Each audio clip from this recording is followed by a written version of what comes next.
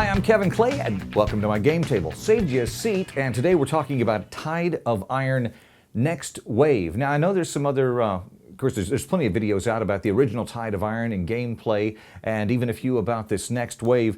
What I want to address in this one, though, is, first of all, Tide of Iron Next Wave versus the old one, Last Wave, because I did own the other copy.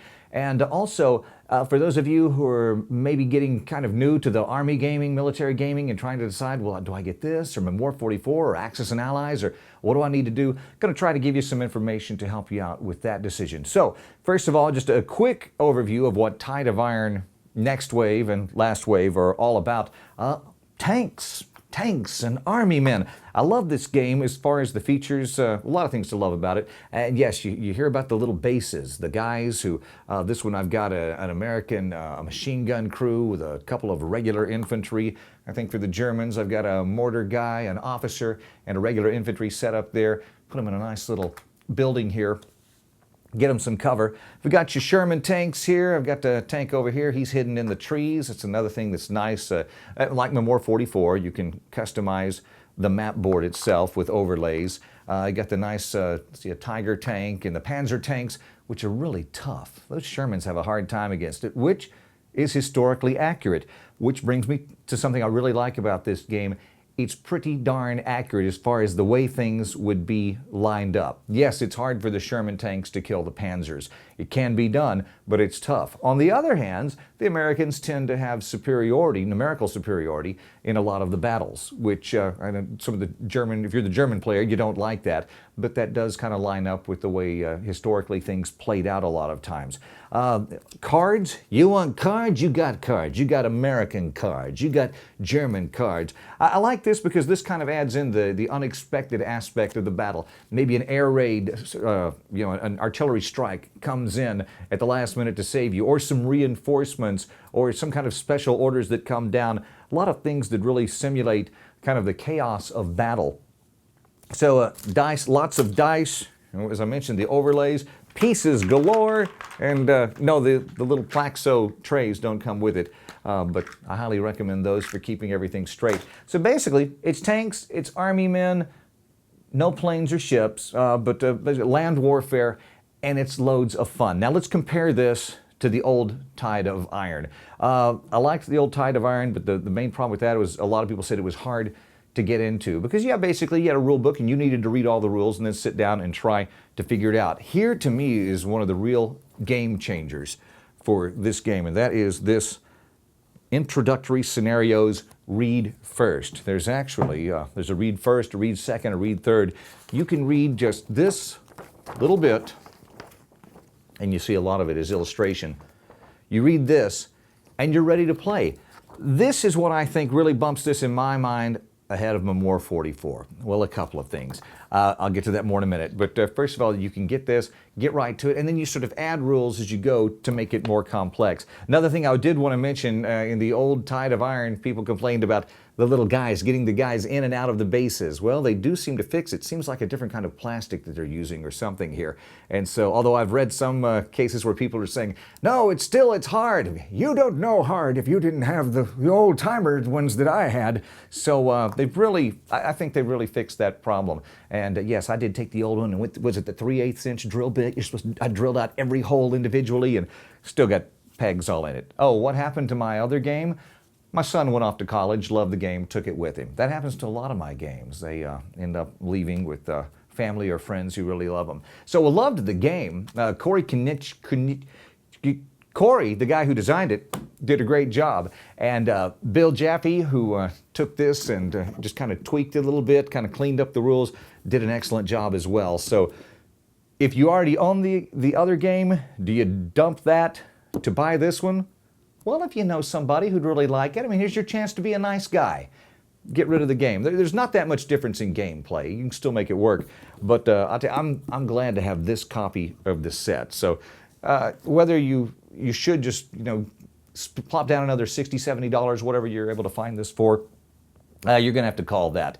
But I do like the new rules. If you already know how to play it, though, there's not that much reason to go for this. But if you're new to Tide of Iron, this is definitely the set to get for you. Now, comparing this with other games. I mentioned Memoir 44. Oh yes, I do have a copy of that, so to let you know I'm not just making up stuff without actually having played it. Memoir 44, fun game, obviously very popular. I've played it with my son, I've played it with my nephew, and neither of them were really impressed with it. I'll tell you what the problem was. It was when you can have one infantry guy who takes out 3 tanks coming at him, that's just a little bit hard to swallow in a war game. And now I know there is luck involved in wars. Some people say, well, I don't, and a complaint about this, well, I don't like those dice. I don't like luck in my games. War is luck. If you don't believe it, check out this book, How Chance and Stupidity Have Changed History. The Hinge Factor, great book on just stupid things that happen. But you can sort of put things in your favor through planning and strategizing and things like that. And it seems like Memoir 44, because it is meant to be a simpler game, sometimes the luck factor can just get way out of hand. And as I mentioned, one infantry guy takes out 3 tanks. And if you're the guys with the 3 tanks, you're kind of ticked about that. Now, if you're the infantry guy, you're loving it. This sort of mitigates that. Can infantry take out tanks? Yes, but it's going to be really hard. And they better have an anti-tank weapon with them, which they can bring if they so desire. Best just to run away, run away. So, as far as compared to Memoir 44, before, if you'd had, like, say, 10-year-old, that age group was wanting to get into a war game, I would have said, well, definitely go Memoir 44 first. But now, with these new introductory scenarios where they break it down so simple, I would say get this. Play the introductory, play the simpler rules till they get comfortable, and then they can grow into, adding in the artillery strikes or the other things like that. I would say, if you're going to have to just spend money on one, Tide of Iron gets my vote. Now, what about other games? Axis and Allies. I mentioned airplanes and ships earlier. You can't hardly beat just a good old take over the world Axis and Allies. Let me get my old copy. As you can see, I'm pretty old school on this. I've been playing these games for a while.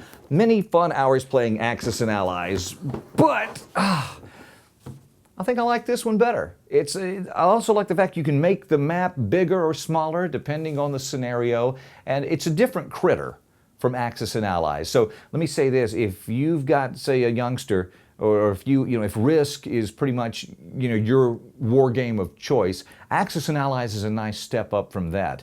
This, with the basic rules, I think is even easier than Axis and Allies, and then you work up from there. So once again, Tide of Iron is going to get my vote.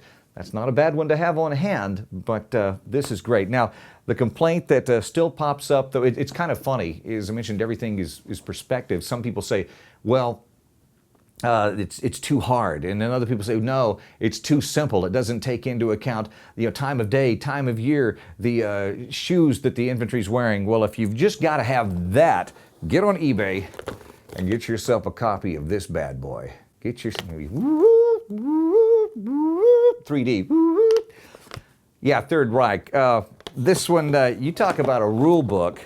Now, by golly, back in my days, we had rule books, and it was all teeny tiny type. Well, just get a look at that. There you go. And you had to get your glasses and your magnifying and check all the tables, and we enjoyed it. But nobody, this game, I've never actually played it. I've looked at the rules, and nobody wants to play that with me. But Tide of Iron, you tell somebody, hey, we can sit down and be playing within 15, 20 minutes with these rules, maybe even quicker. It's a little bit easier to get people to play. So really, I give it 2 thumbs up. Tide of Iron, the next wave. Get yourself a copy of that. Have some fun. I hope this has answered questions for you. If you've got some more, feel free to email me, Kevin Clay at kevinclay.com. And did I cover? I think I covered it all. Okay, we'll try it again next time.